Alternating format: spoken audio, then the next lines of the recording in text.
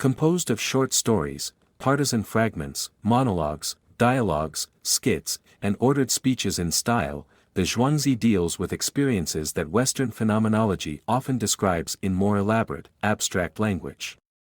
Frequently uses the story based on a dialogue, paying more attention to the effects produced by the ideas rather than the ideas themselves, the epiphany that causes a change, which allows us to understand an experience in its entirety.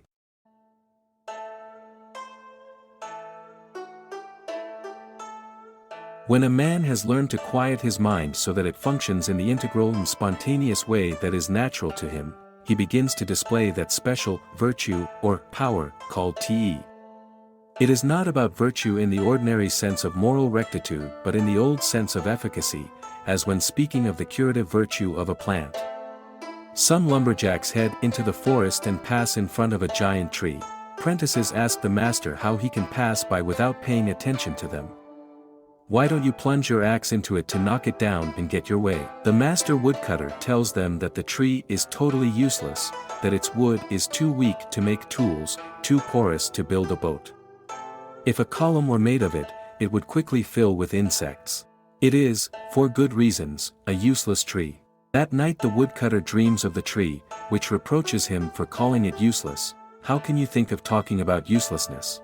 From a tree's point of view, being useful is like having a terminal illness. Uselessness is the best virtue a tree can have. If it was useful for our purposes, you would have cut me down many years ago. Look at the rest of the trees around me. Because they are useful, they have not had a long life.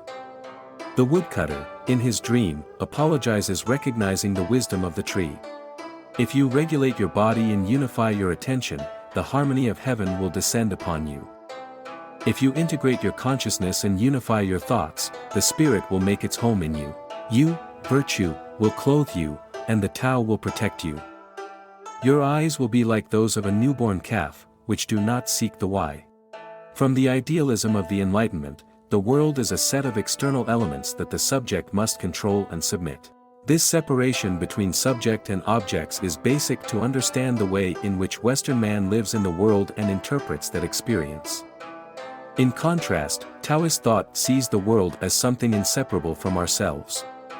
The art of living is more like the art of sailing than the art of war.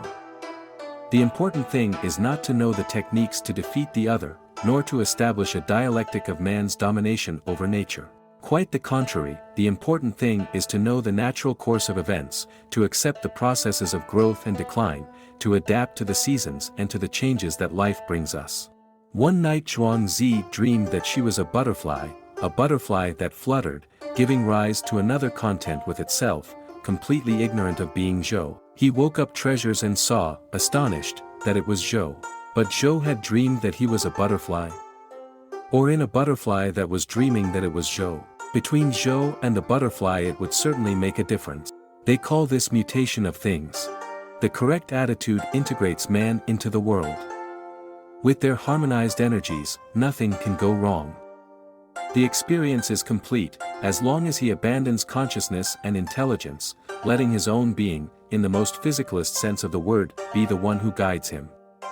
Throughout the Zhuangzi, Confucius represents the person who thought he knew, whose knowledge is based on the exercise of reason and respect for tradition, who perceives that he does not understand but tries to understand, who has witnessed a transcendent phenomenon. The correct attitude integrates man into the world. With their harmonized energies, nothing can go wrong.